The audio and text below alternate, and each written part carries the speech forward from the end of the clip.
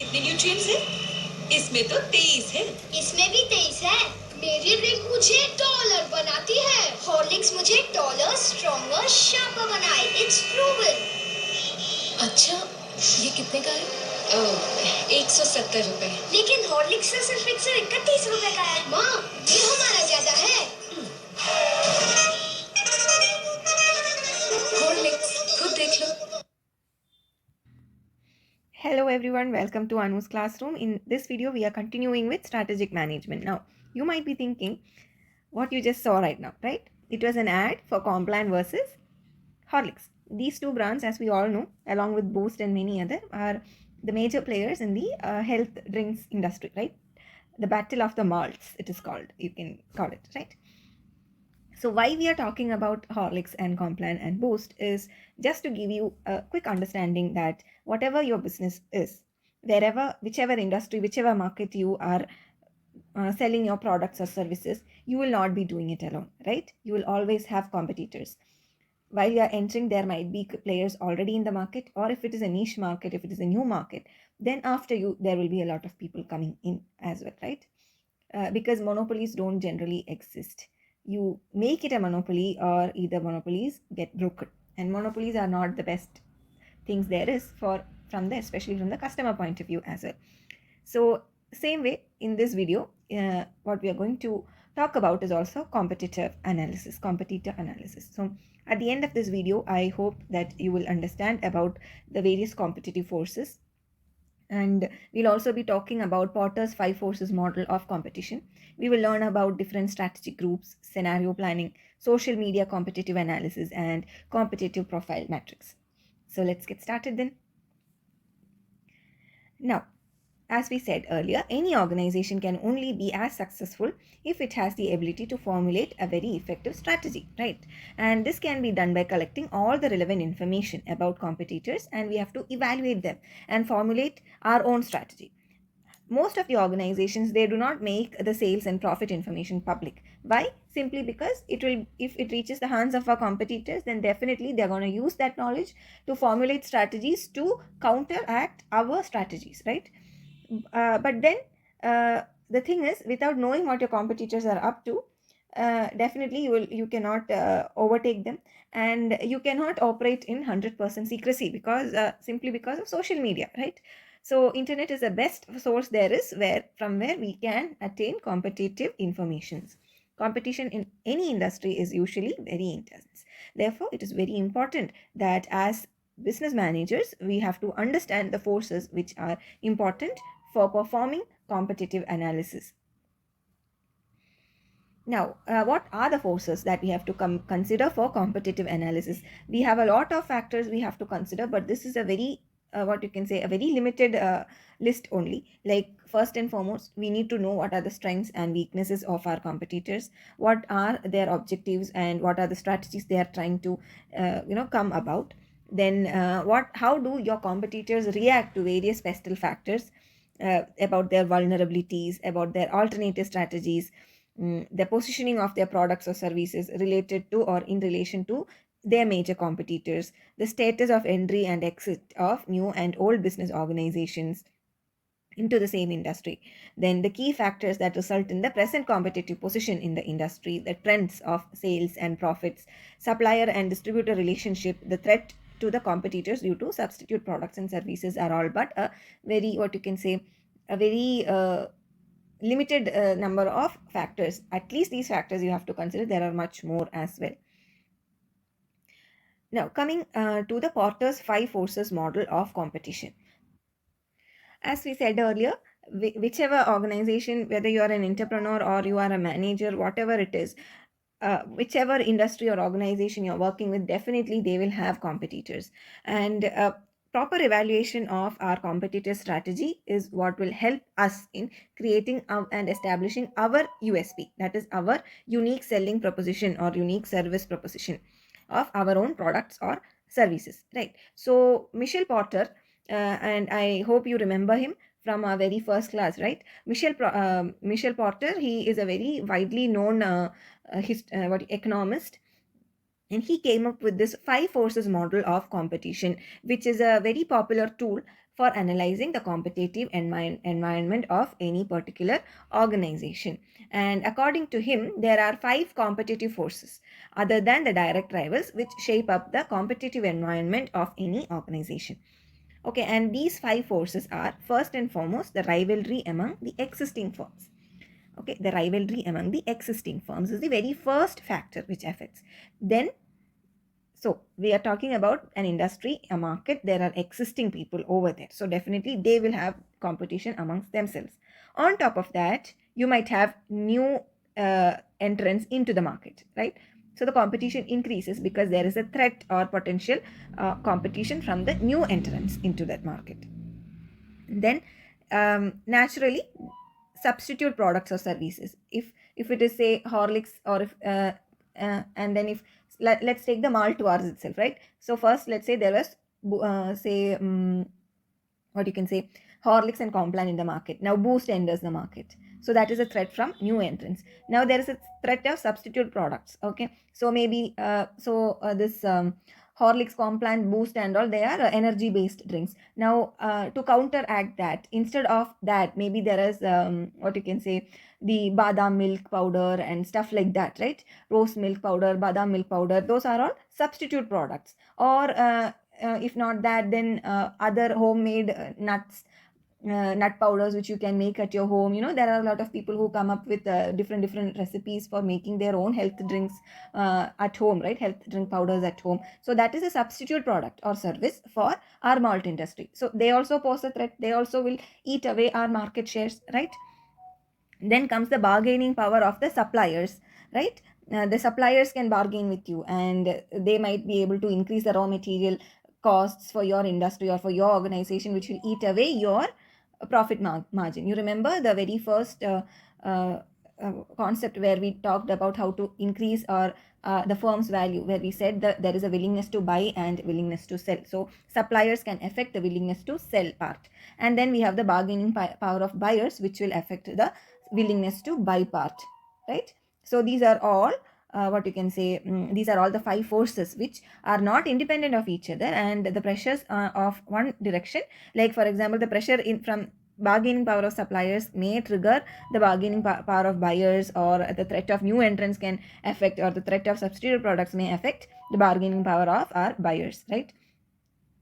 So the pressures from one direction can actually trigger off changes in other directions as well, which is capable of shifting the sources of our competition. So according to identifying these 5 forces and identifying the most appropriate strategic position within this industry wherever we are operating becomes extremely important for us in order to prepare a proper competitive strategy.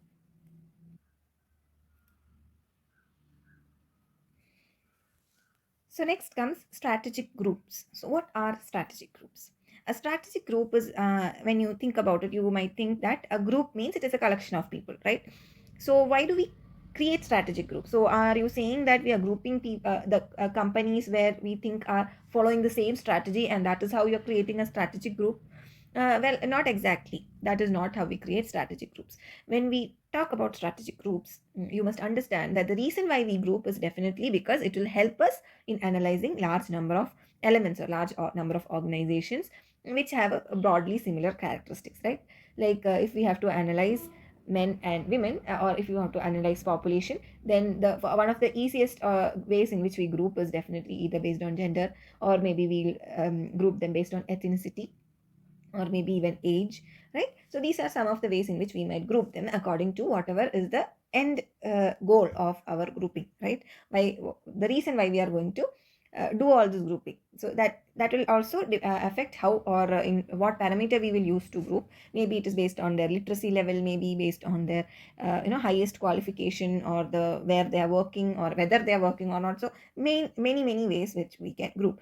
So when you talk about strategic groups, a strategic group is actually a theoretical construct. Okay, it is a concept that is being used in strategic management, where we group companies within an industry that have a similar business model or a similar combination of strategies. So they are not actually groups. Okay, they are not actually groups, but they are just conceptual clusters that we create Okay, in a sense that they are grouped together for the purpose of improving our analysis or understanding of the competition that is there within the industry. Okay, so naturally it goes without saying that the same industry may contain more than one strategic groups. Like for example, when you talk about the airline industry, then we might have different multiple strategic groups. Like there might be legacy carriers, low cost carriers, niche operators, international carriers, like that. So these are all different strategic groups where we create. So and what you can say, that these when we put elements or when we put organizations within each of these strategic groups, what we must understand is that these organizations may not necessarily belong to any particular formal group. Okay, and they may not necessarily even differ in their average possibility profitability as well. Now airline industry, we said about these different types of carriers, right? Like low cost carriers or niche operators. Similarly, you can think about in the four wheeler automobile industry, there are cars, right? There are multi utility vehicles, there might be sports cars. So when you talk about car and sports car, okay, not that different but still different, right? So that is the case with strategic groups. They are just conceptual clusters. That is what you have to drive into your mind, the word conceptual clusters. They are merely conceptual clusters, and the size of the business organizations may be one of the criteria when we are analyzing it. Okay, maybe not. Maybe the geographical distribution may be considered to cluster them into strategic groups. Maybe it is the breadth of their markets, or maybe the quality of their products or services. Okay, so depending on some characteristics, we are just conceptually clustering them, so that we are, it is easy for us to what you can say, analyze our competitors. Easy for us to do that competitive analysis. Like for example, if we are going to be a new entrant, or maybe Tata Motors is trying to do this competitive analysis, and depending upon whether they are going to let's say they are going to launch a new what you can say, a sports car variety, then definitely they should be they will cluster their they will make a strategic cluster based on perhaps the demographics. Like these are all the different sports car manufacturers right now, and these many people are what are selling in India, and this is the way how they are strategically arranged. Like that we will think, right? So that kind of clustering is what strategic grouping is all about. So in case you like our videos, if you like the way this video is going, do consider subscribing so that it will help me help you better. Okay, so I hope to see you. I hope to see you as a part of our classroom in the coming future as well. Let us look at what scenario planning is now that we have learned about strategic groups. So, what is a scenario? Scenarios are much like, you can think of them as stories. Okay, so they are tools which we create for ordering one's perceptions about the alternative future environments in which today's decisions might be framed. So kind of like stories. Okay, like if we do this, then what might happen? If we do that, then what might happen in the future? Like that. So so these two things would be two different scenarios, and we will do that scenario analysis, we'll do that scenario planning to understand which alternative strategy would be the best for us to choose. So like stories, what you can say, they are carefully constructed plots, and these stories can express multiple perspectives on very complex events and even give meaning to such events. And naturally it goes without saying that scenario planning becomes a very important tool in our strategic analysis or strategic management toolkit.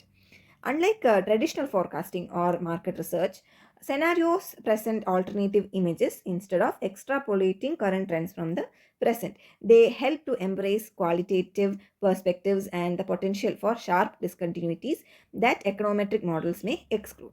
Scenario planning is making assumptions on what the future is going to be and how your business environment will change over time in light of that future.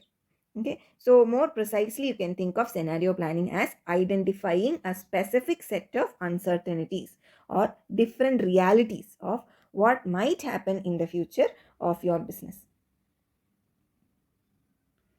So, in order to properly plan the scenario, we have to follow these three steps. So, first will be we have to identify the issue, then we have to classify these issues, analyze, and solve the problem. And what you can say, that we can think of the scenario planning as metrics like this. Since scenario planning is done to analyze the what you can say the extent of uncertainties. It is used to think about all the uncertainties we might be facing in the future because of our present decisions, and thinking about what those uncertainties or how those uncertainties might cause impact, right? So let us take into account that we are a new entrant into the malt health drink industry, right? And we are thinking like we are going to suppose, say right now Horlicks is selling 10 rupee packets, right? 10 rupees a packet, which will make one drink. Now that I guess has around 5 grams or 10 grams like that per packet, right? Small sachets. And they also have large sachets.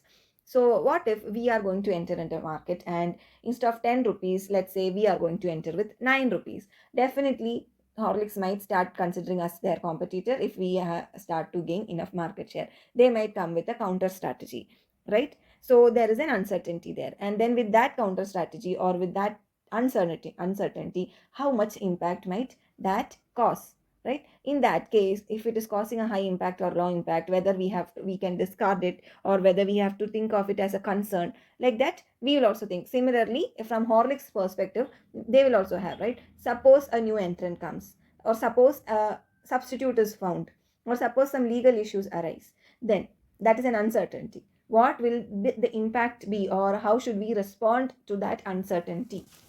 Definitely they will also be thinking. So that is this particular matrix we have over here, which talks about how uncertainty and its impact, and how we have to consider our strategic planning accordingly, right? If uncertainty is low and its impact is also low,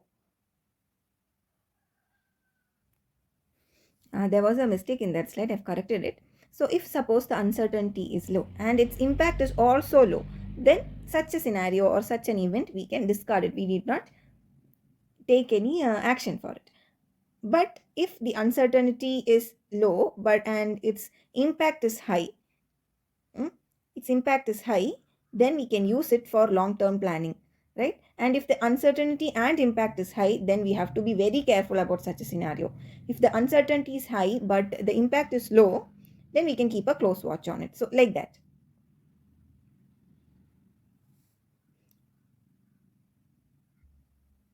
So that is the scenario planning process and the versus impact metrics. Now, as we said earlier, social media or the internet is one of the very useful tools from which right now we can get information about our competitors. So therefore, social media competitive analysis becomes very important. So why is it important exactly? Why? Because it can help us identify competitors.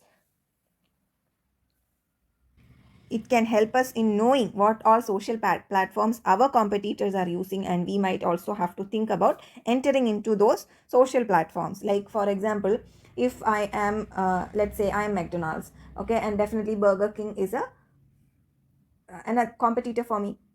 If Burger King is on Twitter and they are tweeting funny like good tweets and all, which is catching customer attention, then maybe the customers, and if I am not at all there on Twitter, then naturally there is, because of that social media popularity, I might lose my market share, because people might slowly start forgetting about McDonald's. So what should I do? Once I have to identify uh, Burger King wherever they are, I have to also enter there so that people don't forget about me and go there, right? If I do not do that, if I don't take that proactive step, means I am going to get lost in the abyss of history. And so therefore, once I am also there in Twitter, I might come to know about all the different ways in which Burger King or maybe Jasmine's, I don't know whether you guys know about Jasmine's. So Jasmine's is also one of the fast food chains. Okay, so how these guys are using these social media platforms, I will get to know, and then I can understand the response towards these social strategies. Maybe sometimes the humorous funs or pokes and all might not go well with the customers, right? So we can observe them and learn from their mistakes. Or maybe if something that some strategy they are involving in is actually gaining more traction, then maybe we'll also have to do some kind of a copycat strategy over there in social media, right? So we have to we can learn from them, benchmark the social results against competition, identify the social threats, find gaps on one's own social media strategy and overcome it. So all these things are important for analyzing our competitors and keeping abreast with the competition, and even trying to overcome or go ahead of that competition, right? So social media analysis becomes very, very, very important. So the few steps we have to follow in social media competitive analysis is, first and foremost, we have to determine who our competitors are. We have to gather information about them, do a SWOT analysis on them, and keep our information up to date. Now, coming to the competitive profile matrix, that is CPM. That is again another strategic management tool which is used to compare the organization or our organization with that of the competitors. Using CPM, what we try to do is highlight the strong and weak points of our organization relative to our competitors. So this tool actually can help us understand the external environment in a much more better way.